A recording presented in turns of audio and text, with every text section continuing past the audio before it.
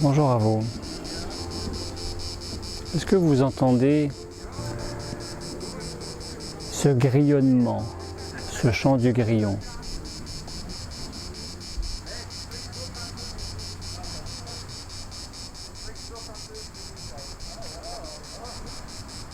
Est-ce que vous entendez, est-ce que vous percevez cette rythmique et ce va-et-vient, cet aller-retour, comme la vague qui s'échoue sur la plage avant de repartir, et de revenir et de repartir. Cette binarité, inspire-expire, est-ce que vous entendez ça?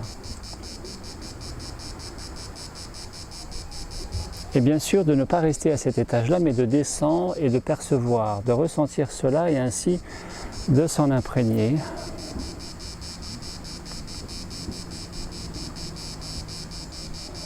Et qu'est-ce qu'il se passe tôt ou tard? Vous avez cette expansion de conscience qu'on appelle ENOC, état non ordinaire de conscience, ou EMC, état modifié de conscience, ou état sophronique, ou état alpha, qui se contraste de l'état bêta, état ordinaire de conscience. Eh bien, c'est exactement comme cela que nous réglons les problèmes,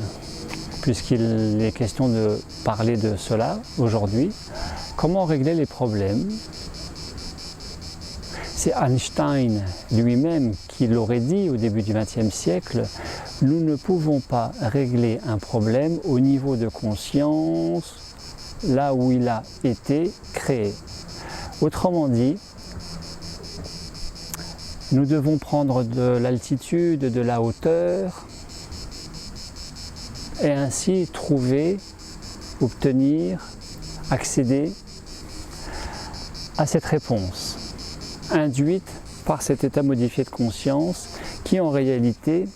nous connecte à notre potentialité, qui en réalité nous connecte à la part intuitive, magique de la vie, qui fait que, comme quand nous avons perdu notre trousseau de clés au moment de partir et que nous sommes déjà en retard, où sont les clés, où sont les clés, je ne peux pas fermer la porte de la maison, je ne peux pas démarrer la voiture, où sont les clés? Plus vous cherchez, plus vous vous énervez, moins vous trouvez. Et puis, étonnamment, entre-temps, vous recevez un coup de téléphone, donc vous décentrez, vous défocalisez de où sont les clés pour répondre au téléphone. Il y a ce relâchement, ce lâcher-prise, cette expansion, aussi minime soit-elle, qui fait qu'après coup, ah ça y est, je sais où sont les clés. Elles étaient sur la commode, derrière la porte de telle pièce. Et effectivement, vous y allez, vous trouvez les clés. Donc vous voyez, comment régler les problèmes va être lié, je vous donne d'emblée la réponse, une des réponses possibles, parmi ce panel d'ingrédients qui composent une très bonne recette, dans ces cas de figure de comment régler les problèmes, et qui enrichit cette thématique de prendre sa place, s'affirmer, de comment composer avec, comment se réaliser avec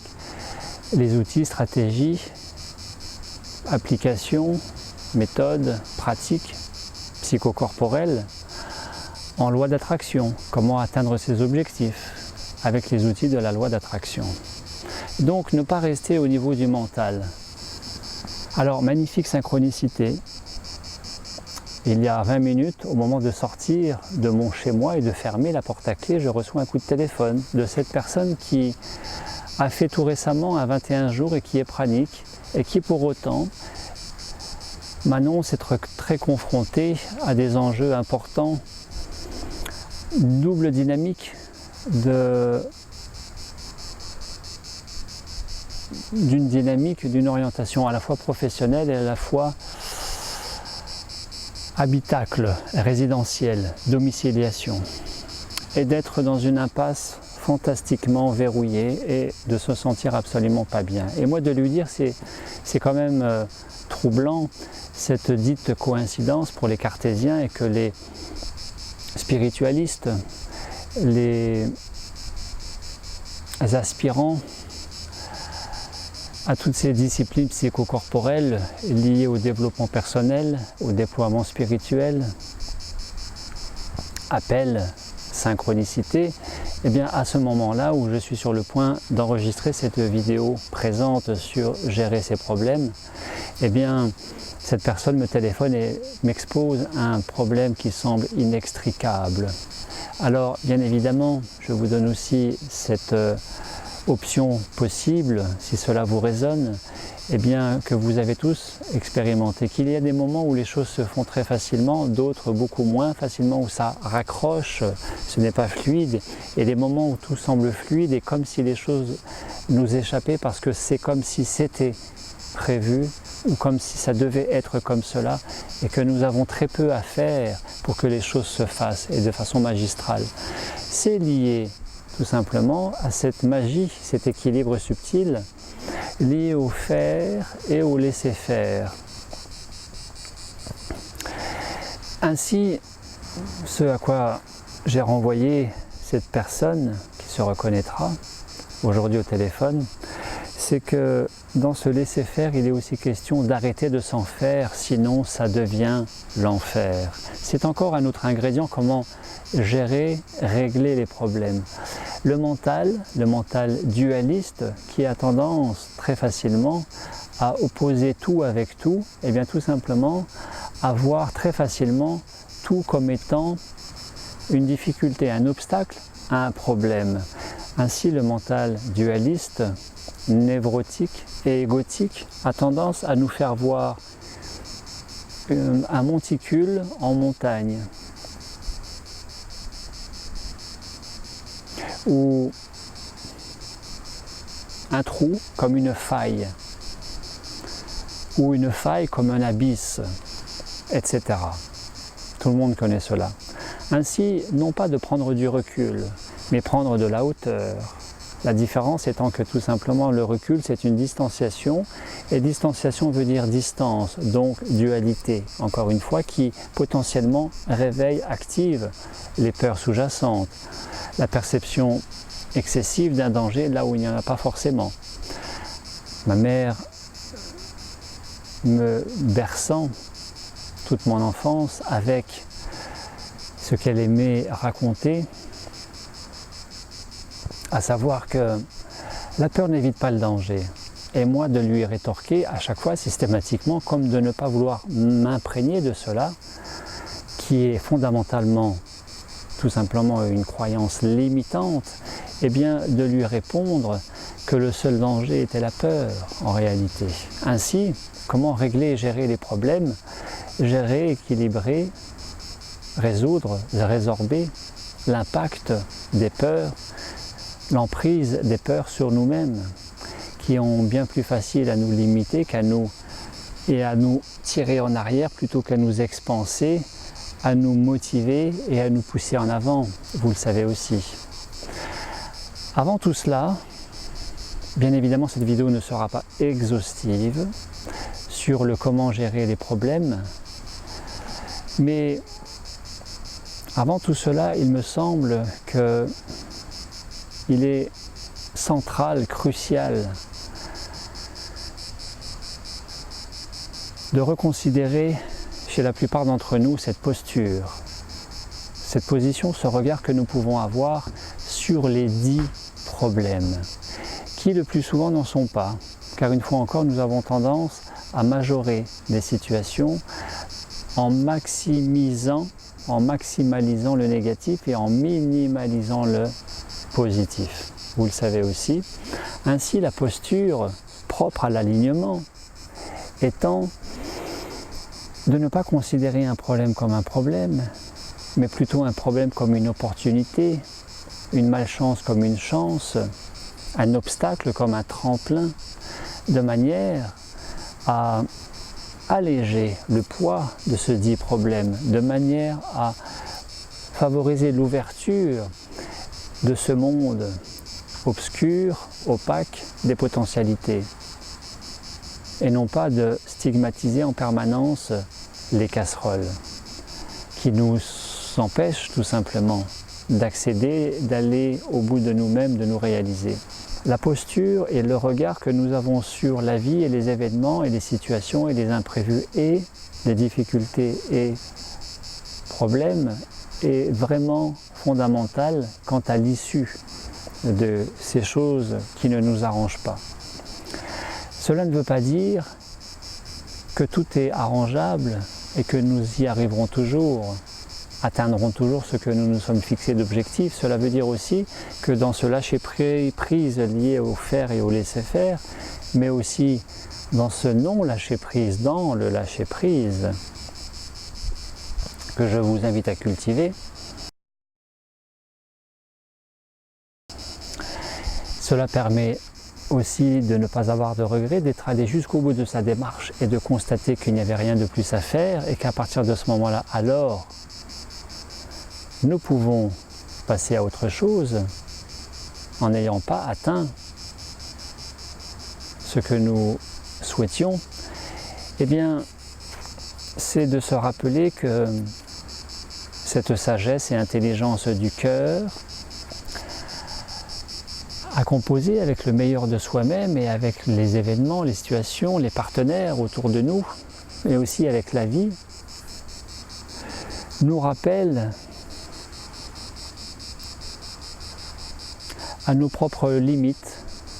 dans la capacité qui devient incapacité à changer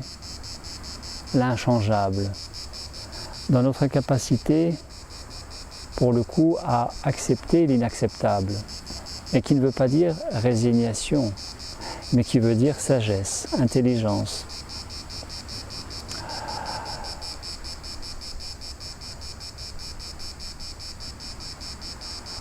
Ainsi, il y a bien des artistes qui, comme Nina Simone,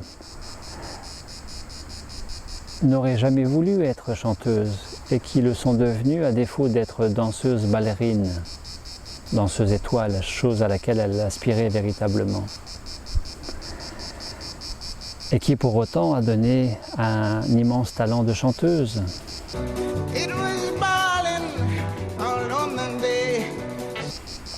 Il y a bien des vocations et des destins inachevés et qui se sont transformés, qui ont donné transcendance à quelque chose de plus beau. Car en réalité, tout est sujet à rebondir, à construire sur la réalité de ce qui est au présent, à partir du moment où nous acceptons les choses. Et il n'y a rien de jamais définitif, ni de jamais irréversible, dans une certaine mesure. Nous pouvons toujours composer, rebondir, construire avec la réalité et les éléments propres à la réalité.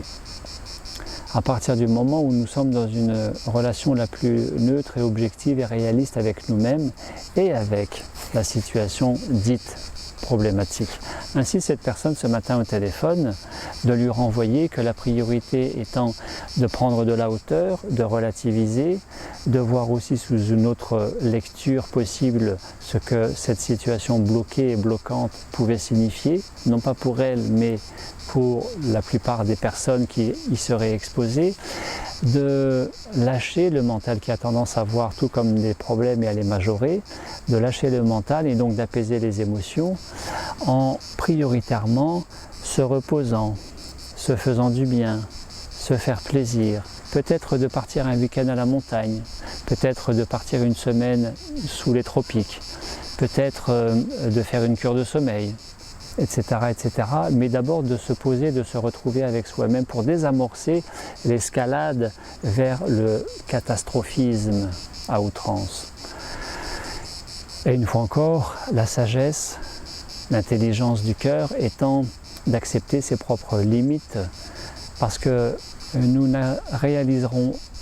jamais tout ce que nous avons voulu dans notre vie. Vous le savez aussi, autant que moi.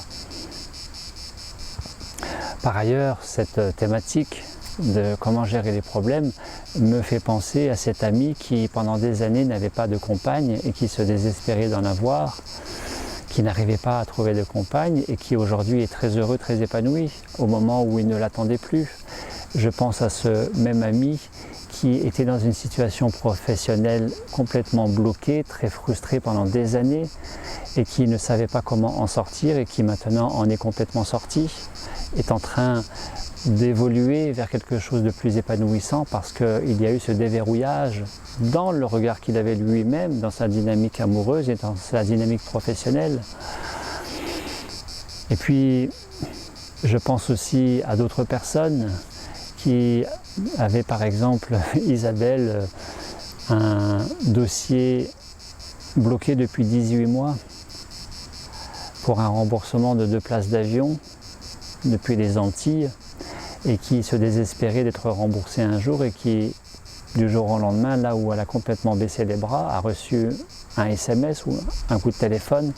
de l'assurance lui disant qu'elle allait être remboursée dans les 24 heures, etc., etc., etc. Le lâcher-prise constitue véritablement un allié de premier choix dans comment gérer les problèmes et de se souvenir que nous ne pouvons encore une fois pas régler les problèmes au niveau de conscience là où il a été créé, où ils ont été créés, que nous devons immanquablement passer à un niveau au-dessus de manière à générer aussi les outils propres à la conscience qui permettent d'entrevoir d'autres réponses à d'autres niveaux, là où le mental justement ne peut pas accéder. Alors quelle que soit l'approche, la technique, que vous passiez par la sophrologie, la relaxation, la méditation, le sport,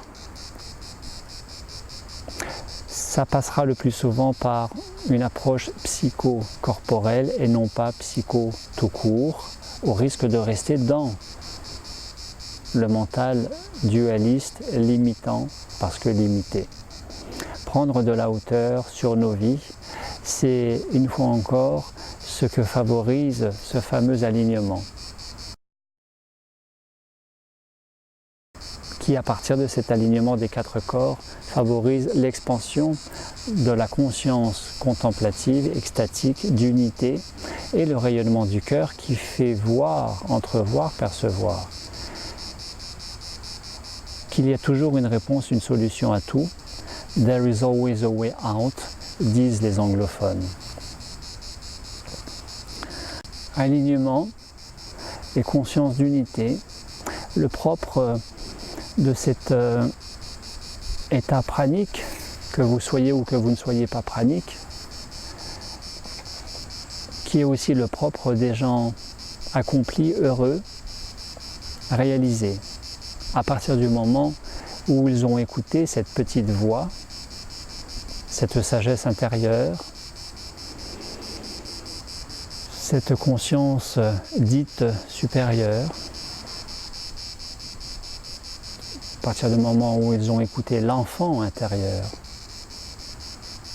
leur intuition profonde, qui est encore un outil pour gérer et régler les problèmes et surtout de la capacité à les transformer en opportunités à apprendre, comprendre, évoluer, grandir, se réaliser et être heureux, heureuse. Ce que je vous souhaite, quels que soient vos choix, votre orientation, vos objectifs, vos projets, vos défis, je vous souhaite véritablement tout le meilleur dans tout ce que vous entreprenez aujourd'hui avec vous-même. Car nous ne vivons véritablement qu'au présent, vous le savez aussi. À très bientôt.